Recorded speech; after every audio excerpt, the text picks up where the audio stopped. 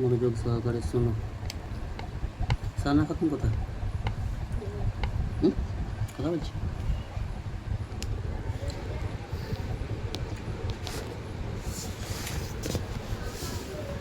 আউযু বিল্লাহি মিনাশ শাইতানির রাজিম। বিসমিল্লাহির রহমানির রহিম। কুরআনে মজিদের আয়াত সূরা আনফাল। সূরা আনফালের মধ্যে আল্লাহ সুবহানাহু তাআলা বলছেন, আল্লাহ তাআলার রাস্তায় বাহির হওয়ার ফজিলত। আল্লাহ তাআলার রাস্তায় দ্বীন ইসলামকে ছড়ানোর উদ্দেশ্য এবং দ্বীন ইসলামের জ্ঞান এলেম শিক্ষা অর্জন করার উদ্দেশ্যে ঘর থেকে বাহির হয়ে সফর করা, বিভিন্ন বস্তিতে যাওয়া, যে লোকেদেরকে দ্বীন ইসলামের ব্যাপারে আল্লাহ রসুলের কথা বলা, কোরআন হাদিসের ব্যাপারে অবগত করা, এর বিশাল ফজিলত এবং আল্লাহ পাকের বড় পুরস্কারের ওয়াদা। একে বলা হয় জেহাদ। জেহাদ বিভিন্ন প্রকারের হয়, এটা একটা বড় জেহাদ। আজকের দিনে আজকের সমাজে আমরা এতই দুনিয়াকে ভালোবাসি, ঘর ব্যবসা বিজনেস সম্পদকে এতই ভালোবাসি যে আমরা ঘর ছেড়ে বেরোতে চাই না।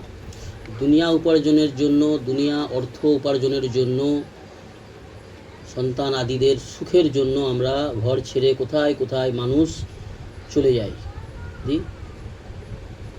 ইন্ডিয়ার বিভিন্ন প্রান্তে, ইন্ডিয়ার বাইরে বিভিন্ন দেশে চলে যাচ্ছে, 1 বছর 2 বছরের জন্য চলে যাচ্ছে নিজের স্ত্রী বাচ্চা ছেড়ে দিয়ে। কিসের জন্য? না, দুনিয়ার অর্থ উপার্জন করতে হবে, অনেক সম্পদের মালিক হতে হবে, এই চিন্তা চেতনা নিয়ে। জি, তো দুনিয়ার অর্থের মূল্য, দুনিয়ার অর্থের গুরুত্ব, আহমিয়ত আমাদের অন্তরে অনেক বেশি হয়ে গেছে। আর ঘর না ছাড়লে পুরুষদের জন্য, পুরুষ মানুষদের জন্য ঘর না ছেড়ে কোনো জিনিস ঘরে আনা সম্ভব নয়। সামান্য বাড়িতে একটা যদি নুন প্রয়োজন হয়, তেল প্রয়োজন হয়, সবজি প্রয়োজন হয়, গ্যাস যেটা দরকার সংসারের জন্য, সংসার পরিচালনার জন্য, সেগুলো আনতে গেলে ঘর ছেড়ে বাইরে যেতে হয়, তাই না? ঘরে বসে কোনো জিনিস আসে না, কোনো জিনিস কোনো ব্যাপারে সফল হওয়া যায় না, ঘর ছাড়তে হয়। তো আমাদের কাছে দুনিয়ার গুরুত্ব অনেক বেশি, তো আমরা দুনিয়ার জন্য দিন রাত করে ছুটছি। কেউ বাইরে যাবে, বিদেশে যাবে দুনিয়া উপার্জনের জন্য, রাত্রি 2:30টার সময় গাড়ি ঘর থেকে চলে যাচ্ছে, রাত্রি 11টার সময় বেরিয়ে যাচ্ছে। যেতে তার হয়তো 2 ঘন্টা সময় লাগবে, 1 ঘন্টা আগে থেকে যে স্টেশনে প্ল্যাটফর্মে বসে থাকবে, কেন? এক্সপ্রেস ধরতে হবে, গাড়ি ধরতে হবে, যাতে করে গাড়ি মিস না হয়ে যায়, গাড়ি ফেল না হয়ে যায়। তো দুনিয়ার অর্থ, দুনিয়ার সম্পদের গুরুত্ব আমাদের কাছে এতটা, কিন্তু আমরা দ্বীন ইসলামের ইলম হাসিল করার জন্য যেই পথে চললে আল্লাহ সন্তুষ্ট হবে, আমি সফল হতে পারবো, সেই পথের জন্য আমরা বিলকুল চেষ্টা করিনি, আমরা ঘর ছাড়ি না। আমরা মনে করি ঘরে বসে বসেই জান্নাত পাওয়া যাবে, আল্লাহকে পাওয়া যাবে। রুলস আছে, আল্লাহ পাকের সিস্টেম আছে। পুরুষদের জন্য সিস্টেম, ঘর ছেড়ে বাইরে যাও, আল্লাহর ঘরে মসজিদ আছে বাইরে, মসজিদে গিয়ে 5 ওয়াক্ত সালাত আদায় করা এবং অন্যদের কাছে গিয়ে দ্বীন ইসলামের ব্যাপারে আলোচনা করা, নিজে কিছু শিখবো, তাদেরকে কিছু শিখিয়ে দেবো। যেটা আমার মধ্যে যে ব্যাপারে এলেম জ্ঞান শিক্ষা রয়েছে সেটা অন্যদেরকে ছড়িয়ে দেবো, অন্যদেরকে জানিয়ে দেবো। এবং আমার কাছে যেটা নেই, আমিও মহতাজ, আমার মধ্যেও অনেক কম এলেম জ্ঞান আছে, অন্যের কাছে সেটা আছে যেটা আমার কাছে নেই, সেটা তার কাছ থেকে আমি হাসিল করব, শিখব। এই চিন্তা চেতনা নিয়ে আমরা বেরোনো আমাদের অত্যন্ত জরুরি, কিন্তু আমরা এগুলো করি না। সেহেতু আল্লাহর রাস্তায় বাহির হওয়ার ফজিলত, কত ফায়দা, সেটা আল্লাহ পাক এই আয়াতের মধ্যে বলেছেন। সূরা আনফাল কি বলেছেন? আল্লাহ সুবহানাহু ওয়া তাআলা বলছেন, যাহারা ঈমান আনয়ন করিয়াছে এবং নিজেদের ঘর ছাড়িয়াছে, যারা ঈমান আনয়ন করিয়াছে আল্লাহ পাকের উপর এবং আল্লাহ পাকের কিতাবের উপর, আল্লাহ পাকের কালামের উপর, কোরআনে মজিদ কালামুল্লাহ তার উপর, এবং আল্লাহর রসুল আল্লাহর হাবিব মুহাম্মদ সাল্লাল্লাহু আলাইহি সাল্লামের উপর যারা ঈমান আনয়ন করিয়াছ, আখিরাতের উপর, কিয়ামতের ময়দানের উপর, কিয়ামতের দিনের উপর যারা ঈমান আনয়ন করিয়াছ, তাদেরকে আল্লাহ বলছে কি, ঈমান আনয়ন করিয়াছ যারা এবং নিজের ঈমান আনয়ন করিয়াছ এবং নিজেদের ঘর ছাড়িয়া এবং আল্লাহ তাআলার রাহে জিহাদ করিয়াছ, যাহারা এই সকল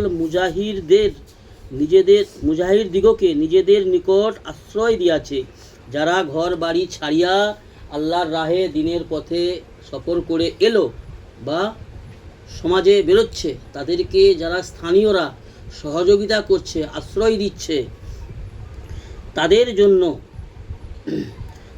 জন্য তাহাদিগকে, যারা দিন ইসলামের জন্য সফর করিয়া এসেছে, মুজাহিদ তাদেরকে বলা হয়, তাদেরকে সাহায্য করে এবং তাহাদিগকে বিভিন্ন রকমভাবে সহযোগিতা সাহায্য করে, থাকার আশ্রয় করে দেয়।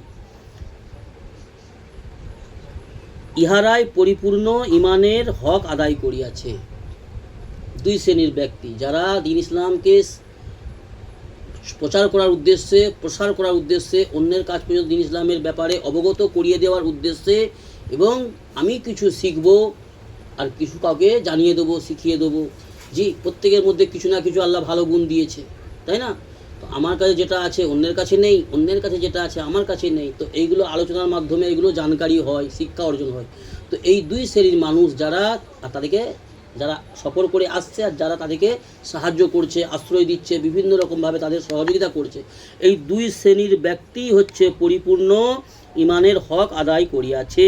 আল্লাহ বলছে তাহাদের জন্য রহিয়াছে মাগফিরাত ও সম্মানজনক রুজি।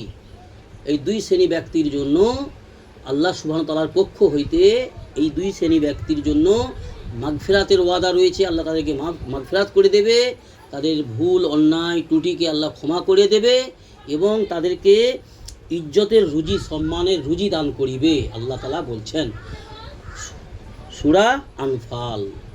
আমাদের মধ্যে, আমাদের সমাজে কোরআন পড়নেওয়ালা অনেক রয়েছে, কিন্তু কোরআনের অর্থ মানে মতলব বুঝনেওয়ালা, জেনে বুঝে আমল করনেওয়ালা আমাদের সমাজে অনেক কম রয়েছে, অনেক কম। ওই জন্য দিন ইসলামের ব্যাপারে কোরআন আল্লাহর কালাম, তো এগুলোকে জেনে বুঝে গুরুত্ব সহকারে আল্লাহর আজমতের সঙ্গে পড়া এবং শোনা এবং বোঝা আর সেই অনুপাতে আমল করা, এইটি হচ্ছে প্রত্যেকটি মুমিন মুসলমানের কর্তব্য।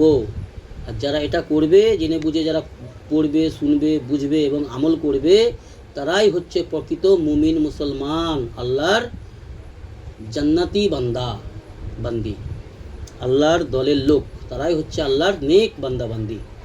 বুঝে আসছে? আল্লাহ আমাদের সহি বুঝ দান করুন। আল্লাহুম্মা আমিন।